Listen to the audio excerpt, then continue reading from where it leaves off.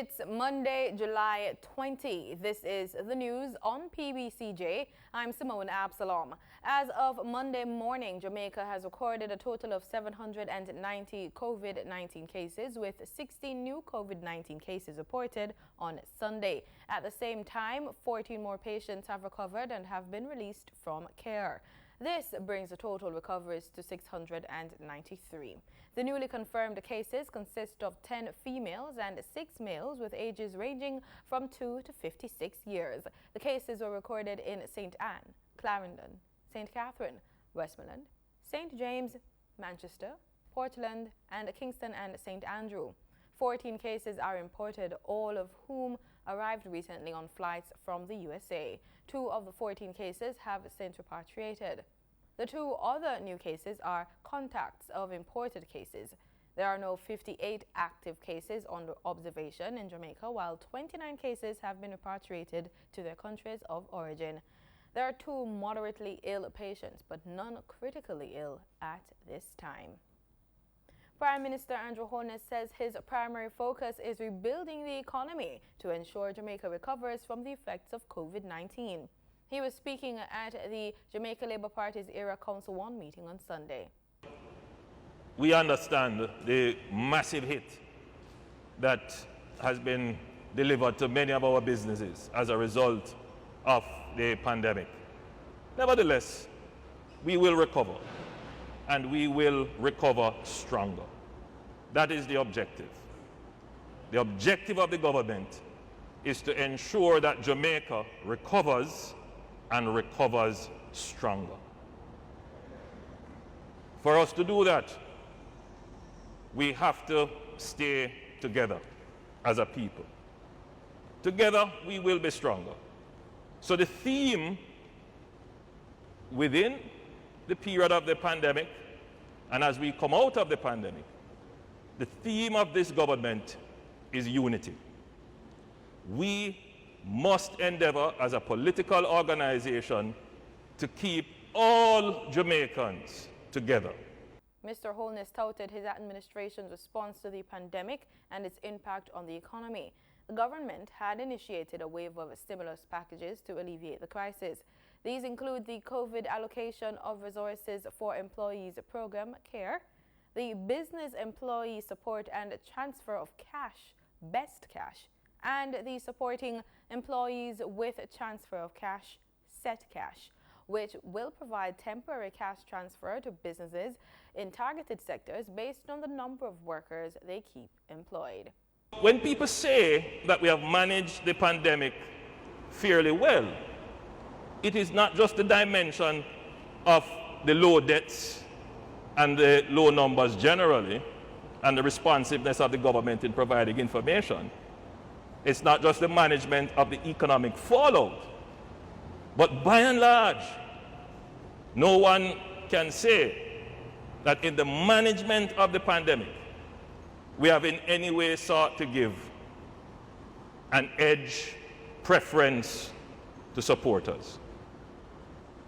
We have seen other crises before, where the distribution of benefits have become a source of political conflict. You just have to go back to the zinc crisis after Gilbert. You can go back to the distribution of houses after several hurricanes, the distribution of food.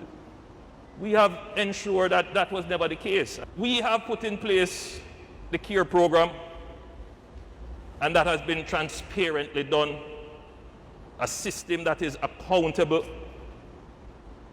resources distributed through the Ministry of Labour and Social Security, transparently done. I heard one person complain that somebody was asked for their ID. Let me say this.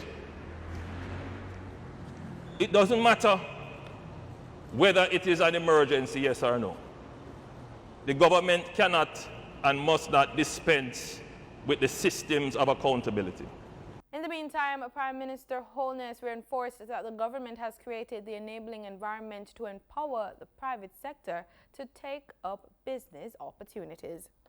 Jamaica Urban Transit Company's Managing Director Paul Abrams says lack of support funding to procure adequate spare parts and material to properly service and maintain buses continues to be a problem. The JUTC says it has 557 buses in its fleet, with 415 now in service. The Portmore Depot, which has the largest fleet of 207 buses, has only 145 in service, while of the 179 assigned to the Spanish Town Depot, 130 are in service, and 140 of the 171 assigned to the Rockfort Depot in Kingston are in active service. The JUTC head argued that there is a regular maintenance schedule for all its buses, which is usually executed as planned 90% of the time. Abrams says no approval has been received from the Ministry of Finance for the purchase of buses for the next 5 years. Despite the challenges, though, the bus company says a fare increase is not included in its 2020-21 budget. Minister of Tourism and Bartlett is warning tourism entities that fail to comply with health and safety protocols amid the COVID-19 pandemic will be shut down. He was speaking at the Gulf View Hotel in Manchester during a tour of the newly opened South Coast Resilient Corridor on the weekend. The new corridor was introduced on July 15. Similar to the North Coast Resilient Corridor, which was introduced in June, this area will welcome visitors with robust health and safety protocols. Bartlett underscored the importance of tourism interests working in collaboration with various ministries and agencies, including the Ministries of Tourism and Health and Wellness ministries, in ensuring adherence to the protocols and effectively managing the process of containing the virus to keep Jamaica safe, secure, and seamless for ourselves first and friends and visitors. Recently, the government opened a new water supply system in Hamilton Mountain, St. Mary. Prime Minister Andrew Holness and Minister of Transport and Mining Robert Montague were on hand to commission the new supply into use. I'm here in your lovely community with your Member of Parliament to turn on for you your water supply, which is a very small water supply project compared to others that I have commissioned right across Jamaica. But I'm here to make a point to the rest of Jamaica, and that is your government is working. And we are not only working for some, we are working for all of Jamaica. Here. Water is an important piece of infrastructure for us. Whether it is your pumping station, the water main, the dams and reservoirs, very important. We have done billions of dollars of work to improve water and sewage in Kingston. But we are doing several hundreds of millions of dollars of work right across Jamaica to improve rural water supply. Here. The previous administration would budget somewhere in the region of $100 million for the entire Jamaica to deal with rural water supply projects. Now, $100 million might sound like a lot of money, but I want to tell you that to do this little project here, which is to run the pipeline, 6 inches pipeline, to put in the pump and make the connections, you're looking at $25 million. So when the previous government allocated $100 million to do rural water supply, that wasn't going to go very far. Since we have become the government, Minister Montague can tell you that we have allocated close to $800 million to do rural water supply projects, which involve things like putting in catchments in schools, putting in solar pumping, doing entombment of springs, building tanks, and we have done quite a bit in ensuring that rural communities like Hamilton Mountain can have water. You have leaders who are committed, who are caring, who are thinking, and who understand, and who will take the time to hear your call and your complaint, and have the respect to come and explain to you what it is that we are doing. It's not a favor to you, it is what you deserve as citizens and the good people of Jamaica. The Bank of Jamaica is now formally inviting interested central bank digital currency CBDC providers to develop and test potential CBDC solutions in its recently established FinTech regulatory sandbox. The sandbox, which provides a controlled environment where technological financial innovations such as CBDC can be tested for viability while ensuring adequate consumer protection and data privacy before any introduction to the Jamaican economy. CBDC is a digital form of central bank issued currency and therefore is legal tender. It's not to be confused with cryptocurrency, which is privately used, generally not backed by a central authority. As legal tender, CBDC is fiat currency, which means it can be exchanged dollar for dollar with physical cash. Let's catch up with the financial news. We join Gabriel Thompson for the business report.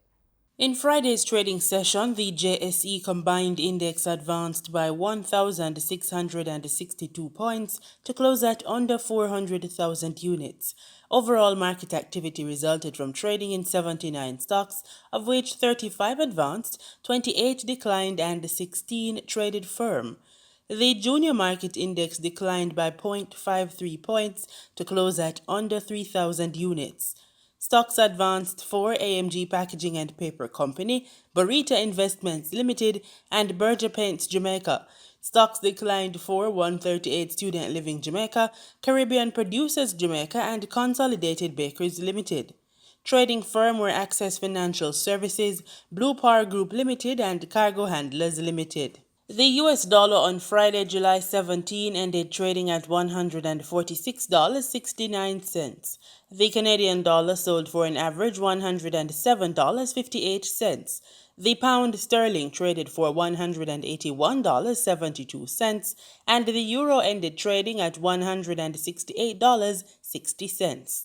Oil prices fell on Monday as coronavirus cases increased in many countries across the globe, but investors remained cautiously optimistic about ongoing talks over a European Union recovery fund to revive economies affected by the pandemic. Brent crude futures fell 35 cents to $42.79 a barrel. West Texas Intermediate crude futures slipped 36 cents to settle at $40.23 a barrel. And that's it for the business report on PBCJ. I'm Gabriel Thompson.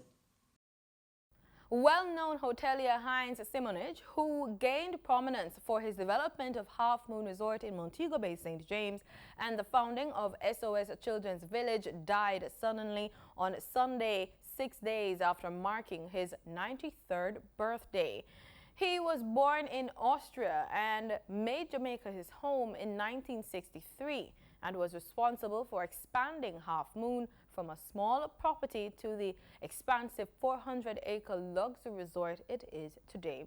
He is credited with pioneering the pairing of luxury resorts with ecological sustainability and community benefit approaches. In regional news, shareholder governments of Liat are debating how the defunct airline plans to meet tens of millions of dollars in liability and severance pay. The regional air carrier owes $94 million in severance and holiday pay. Liat creditors are scheduled to meet on July 27, 2020. ECCB Governor Timothy Antoine sat down with Liat Chair, Prime Minister of St. Vincent and the Grenadines Dr. Ralph Gonsalves for a panel discussion on ECCB digital dialogues on the pandemic and regional air travel. Dreckham DeBlazy of HTS News Force has this story. Shareholder governments of Liat are stuck between a rock and a hard place. The cash-strapped air carrier is now on the verge of liquidation after a crushing blow from the COVID-19 pandemic. But Liat owes workers almost $94 million in both severance and vacation pay to employees. On top of that, some $84 million is required to liquidate the company. Chair, Prime Minister of St. Vincent, Dr. Ralph Gonsalves, broke down the staggering numbers during the ECCB Digital Dialogue session on Thursday night. Some 37 employees in St. Lucia owed about $1.3 million. Antigua and Barbuda, with 372 employees, is $61.6 million of the 84. Barbados, with 93 employees, is $15.1 million, Eastern Caribbean. Grenada, 45 employees, with $2.5 million. St. Lucia, 37 employees, 1.3. St. Vincent and the Grenadines, 41 employees, 1.4. You may wonder why is it that the only former employees in Grenada, that the severance is 2.5, and one in St. Vincent, 1.4, 1.5. It has to do with the average length of service of the employees. Gonsalves says the governments now have to decide whether they are able to make the payments. The severance and holidays money can't be dealt with for the employees. It means now governments would have to apply moral and social criteria as to how they address this. Yes. The legal obligation having gone through the EDOs, as Barbadians would say, in respect of the holiday, the severance and holidays would pay.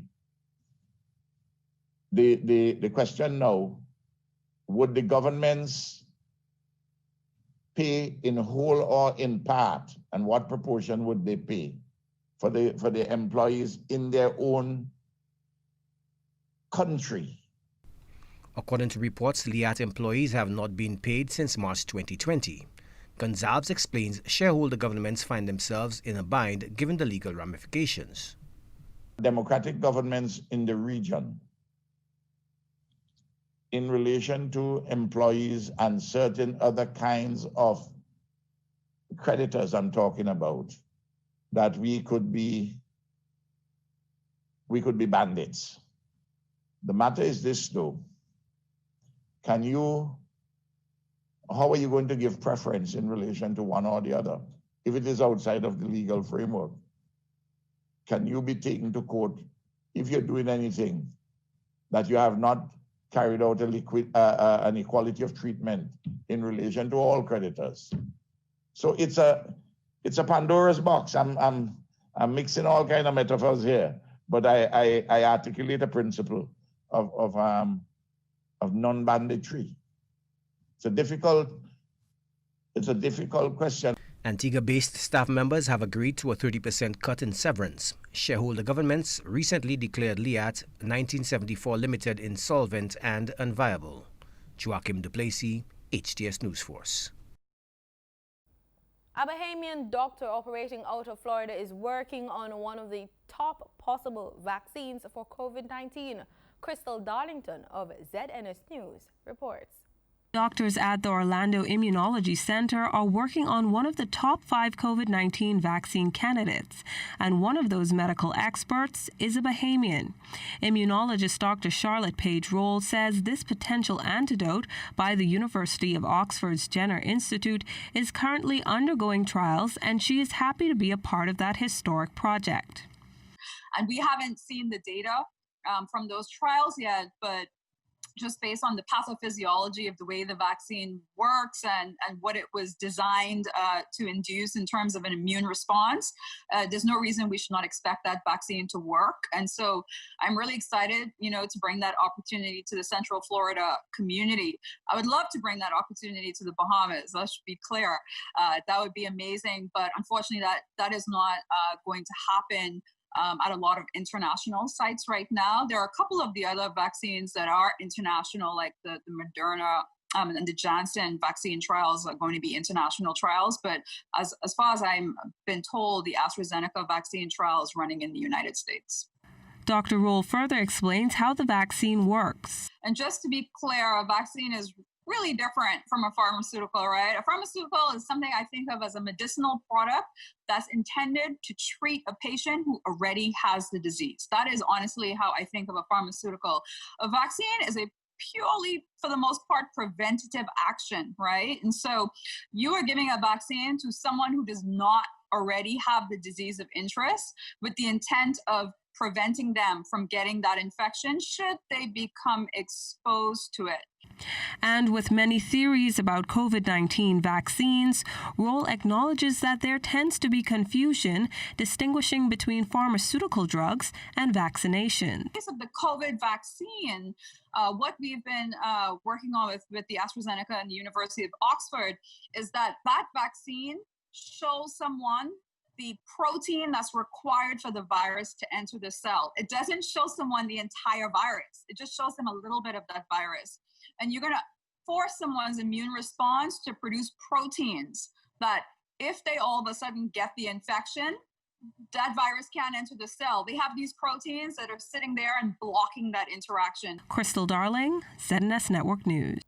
With general elections slated for August 10, the People's National Movement, the PNM, rolled into La Horquetta on Sunday morning with a unity walk in the area. TTT News' Crystal Wilson tells us more.